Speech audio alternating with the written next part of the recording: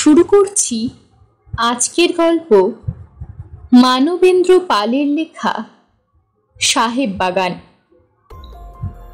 Barharwa loop লাইনে নবদ্বীপ ছাড়িয়ে কাটোয়ার দিকে যেতে লাইনের ধারে আম কাঁঠালের বিরাট বাগানের মধ্যে সাহেব বাড়ির দোতলার ছাদটা দেখা যায়। জায়গাটার নাম সাহেব বাগান। কোনো কালে মিশনারি সাহেবরা এখানে এই নির্জন জঙ্গলের মধ্যে অনেকখানি জায়গা নিয়ে দোতলা বাড়ি করেছিলেন।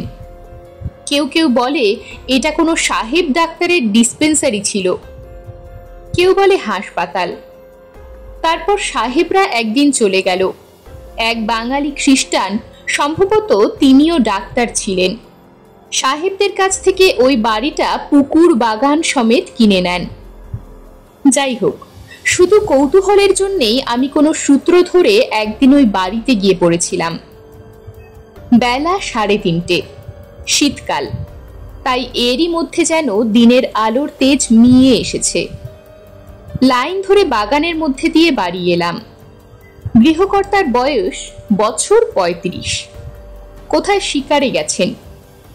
গৃহকর্ত্রী কতই বা বয়স, বছর 28। তিনি আপ্যায়ন করলেন। আমি বললাম, আগে চলুন, দিনের আলো থাকতে থাকতেই বাগানটা ঘুরে আসি। ভদ্রমহিলা খুশি হলেন, গায়ে কালো রঙের একটা কার্ডিগান চড়িয়ে বাগান দেখাতে বেরোলেন। বাড়ির সঙ্গে এত বড় বাগান আজকালকার দিনে বড় একটা দেখা যায় না। আম, কাঁঠাল, লিচু, পেয়ারা, নোনা, আতা কি নেই। বাগানের একটা দিকে তো শুধু কলার চাষ, সেটার নাম কলা বাগান। ভদ্রমহিলা পুকুরের পাড় দিয়ে নিয়ে যাচ্ছিলেন। পুকুরের ওপারে কতগুলো বাঁধানো সমাধি। আমি জিজ্ঞেস করলাম, ওটা কি গোরস্থান? না, এ বাড়ির পূর্বপুরুষদের এখানে কবর দেওয়া হতো।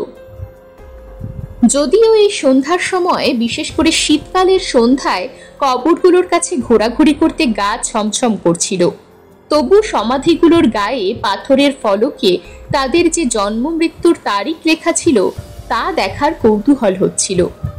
যেমন একটা পুরনো সমাধির গায়ে লেখা ছিল খ্রিস্টদাস মণ্ডল, জন্ম 1836, মৃত্যু 1886।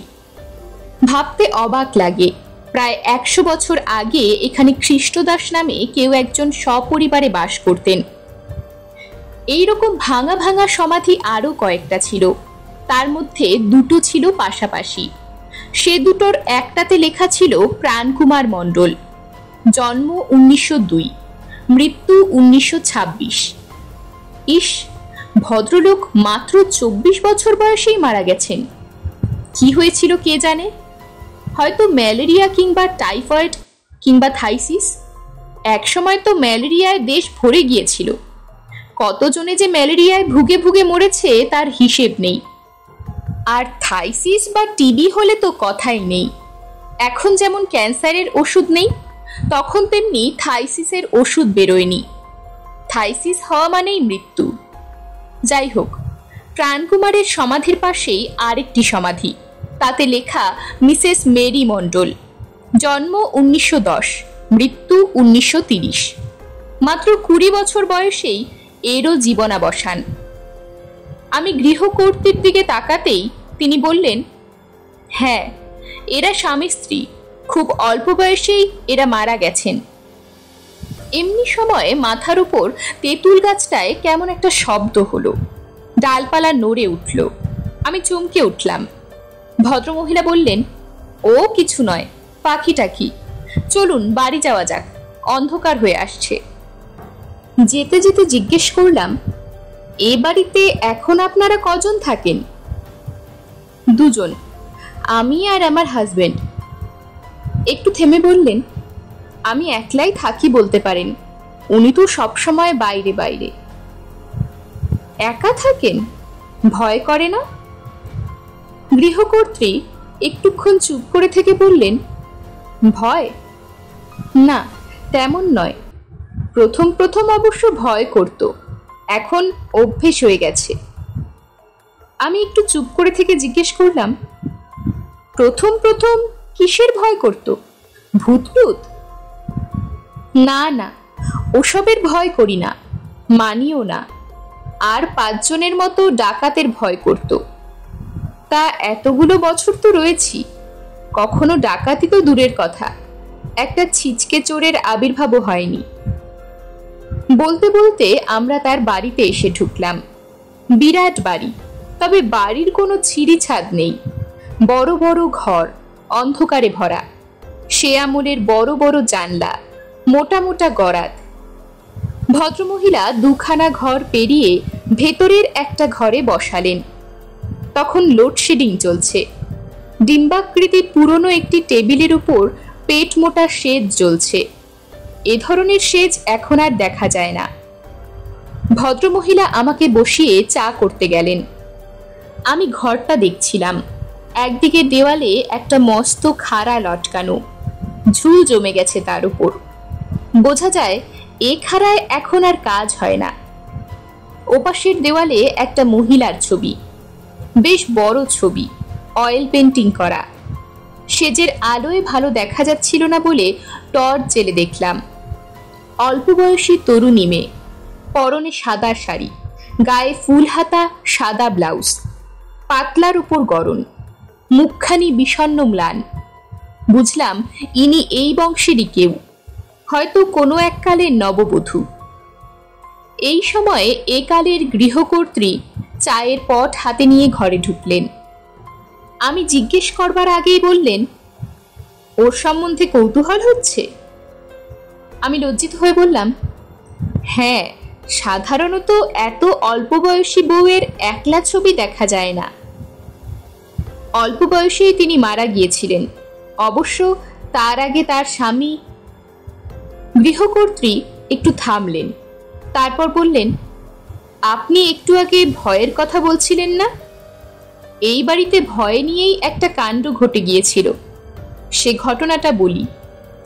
মিসেস মণ্ডল আমার পেয়ালায় চা ভরে দিয়ে এগিয়ে দিলেন।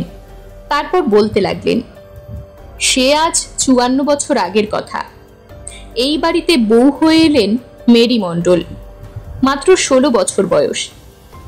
তা তখনকার দিনে 16 কেন, 13-14 বছরেও মেয়েদের বিয়ে হয়ে যেত। মেরির বাবা ছিলেন কলকাতার এক পুলিশ অফিসার। তখনকার দিনে 7 ক্লাস পর্যন্ত পড়া। যেমন সুন্দরী তেমনই ছিলেন তেজি। বাপের কাছে শিখেছিলেন ছুরি খেলা আর বন্দুক ছোড়া। বাপের ইচ্ছে ছিল মেয়ের বিয়ে দেবেন কোনো শিকারীর সঙ্গে। কিন্তু ওই যে কথায় বলে, জন্ম মৃত্যু বিয়ে 3 বিধাতা নিয়ে। তা শেষ পর্যন্ত তার বিয়ে হলো কিনা এক আধা জমিদার বাড়ির ছেলের সঙ্গে। তাও যদি শহর বাজার হতো তো কথা ছিল। হলো কিনা এই জঙ্গলের দেশে, সাহেব বাগানে। গৃহকর্ত্রী আবার একটু থামলেন, তারপর বললেন, এ জায়গাটায় এখনই এই অবস্থা দেখছেন, তাহলে আন্দাজ করুন 50-55 বছর আগে কিরকম ছিল। চারিদিকে শুধু জঙ্গল আর জঙ্গল। শুনেছি দিনে রাতে তখন ওই লাইন দিয়ে একখানি করে ট্রেন যাতায়াত করত। লোকজন ছিল না, বাঘ ঘুরে বেড়াতো বাগানের মধ্যে। এইরকম জায়গায় স্টেশনে নেমে পালকি চড়ে নতুন বউ কলকাতা থেকে এসেছিলেন শ্বশুরবাড়ি ঘর করতে। মিসেস মণ্ডল তারপর যে ঘটনাটা বলে চললেন তা যেন চোখের সামনে ভাসতে লাগলো। পালকির মধ্যে থেকে নববধূ মাঝে মাঝে উকি মেরে দেখেন আর চমকে ওঠেন। এ কোথায় তাকে নিয়ে এলো? জনমনীষী নেই, শুধু ধুলো ভরা রাস্তা আর জঙ্গল। দিনের বেলাতেও শেয়াল ঘুরছে। তার কেমন ভয় করতে লাগলো। তার এমনও মনে হতে লাগলো ওই বরটা ডাকাত নয় তো, তাকে মেরে ফেলে গয়নাগাটি। না না, অত ভালো যে দেখতে, সে কি কখনো ডাকাত হতে পারে? কি ভয় করছে? বর হঠাৎ তার দিকে তাকিয়ে হাসল। তার সঙ্গে এই প্রথম কথা বলল। মেরি মাথা নাড়ল, অর্থাৎ না। কিছুক্ষণ পর দেখল জঙ্গলের মধ্যে এক বাড়ি, পাকা বড় দোতলা বাড়ি। হাঁপ ছেড়ে বাঁচল মেরি।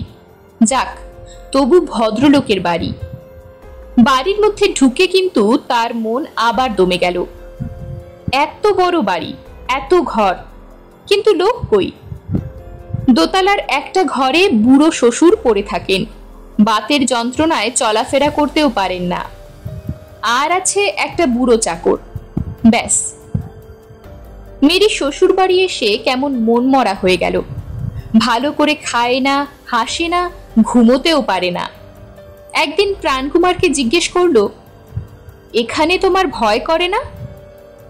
প্রাণকুমার মজা করার জন্য বললে, খুব করে। তবে থাকো কি করে? কি করব, নিজেদের বাড়ি ছেড়ে তো পালাতে পারি না, ভরসা শুধু ওই বন্দুকটা। তুমি বন্দুক চালাতে পারো? নিশ্চয়ই, এ বংশে সবাই বন্দুক চালাতে জানে। মেরি উৎসাহে বলে উঠল, আমিও পারি। তাই নাকি? একদিন বন্দুক ছুড়ো তো দেখি। আচ্ছা। কয়েকদিন কাটলো। দিনের বেলা একরকম কাটে, কিন্তু সন্ধে হলেই মেরির গা ছমছম করে। তার কেবলই মনে হয়, এই বুঝি কারা এসে জোর করে তার মুখ চেপে ধরে গা থেকে গহনা খুলে নিচ্ছে। তখন আর ঘর থেকে বেরোতে চায় না। এদিকে তার তরুণ স্বামীটিও তেমনি, কিছুতেই সন্ধ্যের সময় বাড়ি আসবে না। রাগারাগি করলে হেসে বলে, সন্ধে থেকে বউয়ের আঁচল ধরে বসে থাকবো এমন ছেলে আমি নই। আসলে তার বউ যে ভয় পায় আর ভয় পেয়ে তার খোঁজ করে, এটা ভেবে তার খুব আনন্দ হয়, নিজেকে বীর পুরুষ মনে করে। শ্রাবণ মাসের সে সন্ধেটা ছিল দুর্যোগপূর্ণ। সন্ধ্যের পর থেকেই বৃষ্টি নেমেছিল আকাশ ভেঙে, সেই সঙ্গে ঝড়। নিজের একতলার ঘরটিতে দরজা জানলা এঁটে মেরি ভয়ে কাটা হয়ে একা চুপচাপ বসেছিল, আর কেবলই ভাবছিল কখন তার প্রাণকুমার বাড়ি আসবে। খুব রাগ হচ্ছিল, কেননা মাত্র দুদিন আগেই লাইনের ওপারে সাংঘাতিক ডাকাতি হয়ে গেছে, আর আজ তো এই দুর্যোগ। এই অবস্থায় তাকে একা ফেলে। হঠাৎ বন্ধ জানলায় দরাম করে কি যেন এসে পড়ল। মেরি চমকে উঠল। তারপরেই আবার কে যেন জানলা লক্ষ্য করে ইট ছুটছে। বুদ্ধিমতী মেয়ে বুঝে নিল ডাকাত পড়েছে, তারা জানলা ভেঙেই ঢুকবে। সর্বাঙ্গ থরথর করে কেঁপে উঠল। এমনি সময় আবার শব্দ, দরাম। জানলার ছিটকিনি ছিটকে পড়ল। একটা পাল্লা খুলে এক ঝলক ঠান্ডা বাতাস আর বৃষ্টির ছাট ঘরে ঢুকল। না না, আর চুপ করে বসে থাকা নয়, বিপদ এসে পড়েছে, দেরি করলে রক্ষে থাকবে না। কিন্তু কিন্তু কি উপায়? পালাবে? কোথায় পালাবে? ডাকাতরা যদি দরজা ভেঙে ঢোকে? কিংকর্তব্য বিমূঢ় হয়ে পড়েছে মেরি। এমনি সময় আবার দরজায় দুমদাম শব্দ। প্রথমে মেরি ভাবল প্রাণকুমার এসে দরজা ঠেলছে না তো। তারপরেই মনে হলো, না, প্রাণকুমার তো অমন করে দরজা। আবার দুমদাম শব্দ। মেরি উঠে দাঁড়ালো। লক্ষ্য পড়ল দেওয়ালের কোণে বন্দুকটার উপর। তখনই বন্দুকটা তুলে নিল। গুলি ভরাই ছিল। তারপর বন্দুকটা জানলায় রেখে পরপর দুবার গুলি ছুড়ল। দ্রুম দ্রুম। বন জঙ্গল কাঁপিয়ে, বৃষ্টির শব্দ ছাপিয়ে সেই শব্দ দূরে মিলিয়ে গেল। আর তারপরই একটা কাতরানি, একটা আর্তনাদ। মেরি মণ্ডলের রক্ত চঞ্চন করে উঠল। লক্ষ্য তার ভ্রষ্ট হয়নি, একজন ডাকাত মরেছেই। গৃহকর্ত্রী থামলেন, বললেন, ডাকাত নয়, মেরির স্বামী প্রাণকুমার। ভয় দেখিয়ে ছেলে মানুষই করতে গিয়েছিল, শেষ পর্যন্ত স্ত্রীর হাতেই বেচারিকে প্রাণ দিতে হলো। আমি চমকে উঠলাম। তারপর প্রাণকুমার মণ্ডলের সমাধি তো দেখলেন, তার পাশেই মেরি মণ্ডলের। সে বেচারি তারপর পাগল হয়ে গিয়েছিল। বছর চারেক পরে সেও বন্দুকের গুলিতে আত্মহত্যা করল। কিছুক্ষণ চুপচাপ। তারপর আমি বললাম, যে ঘরটায় মেরি মণ্ডল থাকতেন সেটা একবার দেখতে পারি? নিশ্চয়ই, তবে ও ঘরটা এখন খালি পড়ে থাকে, পুরনো জিনিসপত্র। বলতে বলতে সেচটা হাতে নিয়ে গৃহকর্ত্রী এগিয়ে চললেন। আরো দুখানা ছোট বড় ঘর বারান্দা পেরিয়ে বাগানের পশ্চিম দিকের একটা ঘরের সামনে এসে দাঁড়ালেন।